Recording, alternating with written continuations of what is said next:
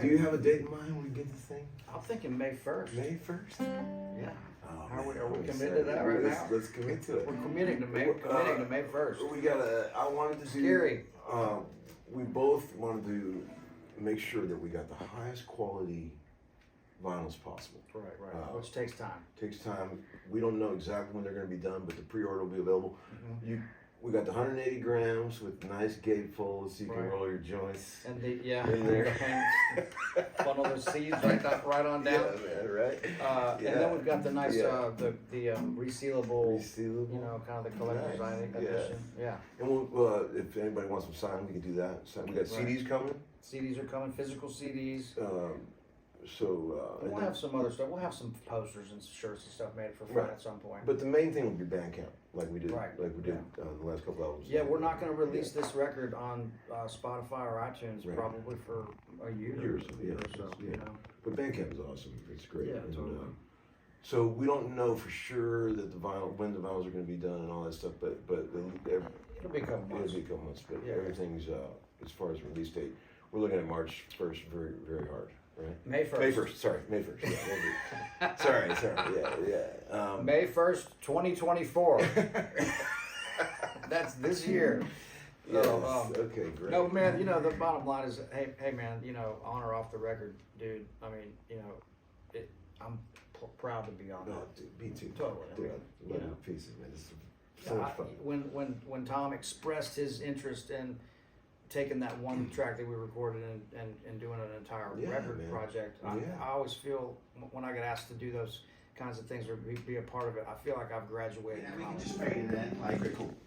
Well, the first thing I started thinking about was how me and you kind of reconnected after those years of just hanging out. I mean, everybody knows I'm not a session guy, so we don't work in the studio together. And I think that might be. I think that might be part of the reason that.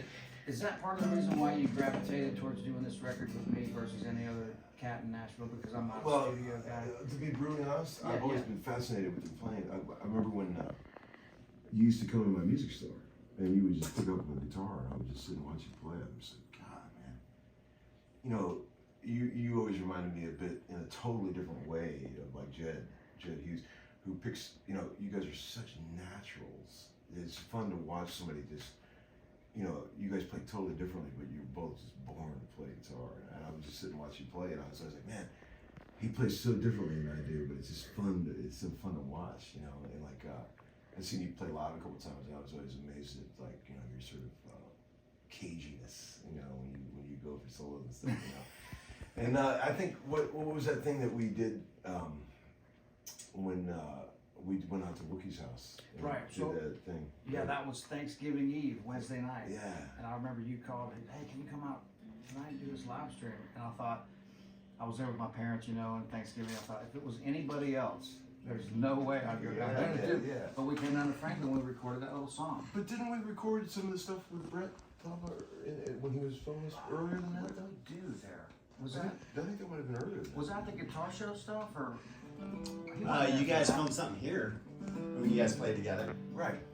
Yeah. Was that I don't really know the timeline. I don't either. But I just remember thinking, you know, wow, man, it'd be so easy and fun to make a record with you, and like, because every time we sit down, it sounds like a song. You know, so I don't remember what the first thing we wrote was, but it just sort of came. And man, we made that record. It was like so easy. Like, it was very easy. Like I don't even remember it. I know. It happened so fast. So, what did we end up with? Like 10 songs, something like that? We did 11 counting. Yeah, because totally. That was what I was worried about. I didn't want it to be a jam record, but I also didn't want it to be too stiff. Right. And we kept a lot of first takes, which I'm very happy about. Tons, yeah. And you know, we punched a couple things, but most of those were basically live recordings. They are, you know? And that's what I wanted. I really totally. Because you know we could have sat there for months and tweaked on this stuff, but I don't I'm want so to do glad that. we did that. Mackie and the guys that we used on this record, who we all love. Yeah. You know, and what happens? You go in there, you're recording this music. You've got total creative freedom. He's running wild. The guys are, you know, nailing it. Of course, you don't have your Great engineer. Great engineer. You're putting your trust in those guys. There's not as much mass hitting the strings. Okay. Because this is very picky. Go like this. That sucks. Play this. Make it sound those notes sound as fat as you possibly can, and then I'm gonna try doing it too. Listen to the difference. On this, Let's get a on good the same pick, guitar. see? Yeah. Okay, now let me try. Okay, now listen how terrible this is. I just can't get it to be. This is as warm as I can make it. It doesn't have that thing. I don't know how he's doing it. Yeah. I don't know how any of these guys do it. It freaks me out. That's so funny, man. There's like a rap on every note. Yeah, I was just gonna say that exact same thing. It's a rap on it. I Yeah, don't know how they do the it. attack comes out first, and then it plays like soft. Yeah, it's weird. It's like it's wrapped in an Egyptian sheet. It's crazy. I don't know how y'all do it. And he gets it up there too. Yeah, yeah. That's where I really can't get it up there. Yeah.